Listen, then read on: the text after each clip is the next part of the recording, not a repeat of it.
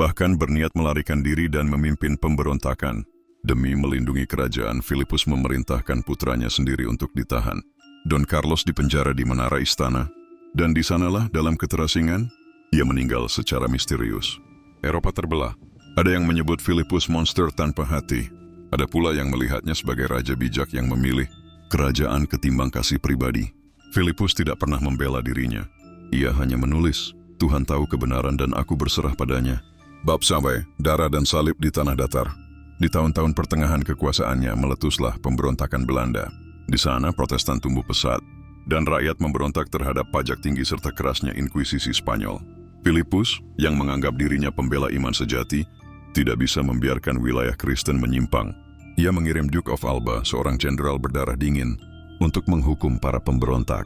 Hasilnya adalah Council of Blood, pengadilan militer, yang menghukum mati ribuan orang. Perlawanan pun meluas. Muncul tokoh-tokoh besar seperti William of Orange, yang menyatukan rakyat Belanda dalam semangat nasionalisme dan kepercayaan baru.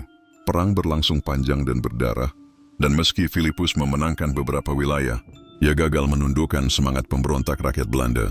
Pemberontakan ini akan terus berlanjut hingga setelah kematiannya, dan kelak menghasilkan Republik Belanda yang merdeka. Bab 6, Armada tak terkalahkan dan Tuhan yang diam. Tahun 1588 adalah saat yang ditunggu Filipus. Ia menyusun rencana besar untuk mengembalikan Inggris kepada iman sejati.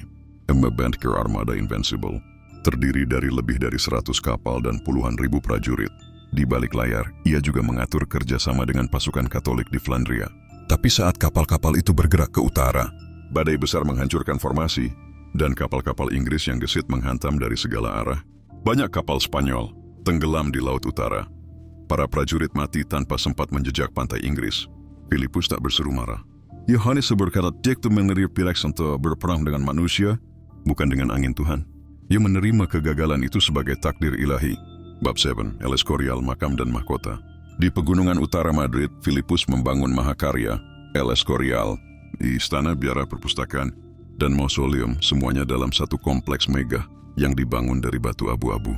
El Escorial bukan hanya simbol kekuasaan, tapi jiwa Filipus sendiri yang tertuang dalam bentuk batu dan doa. Ia membaca surat-surat dari koloni di aula panjangnya, berdoa di kapel kecilnya, dan menulis keputusan-keputusan besar di meja yang menghadap salib. Di sana pula ia menanti kematian. Dalam tahun-tahun terakhir, Filipus menderita penyakit parah, bisul, radang sendi, dan demam yang tak kunjung sembuh.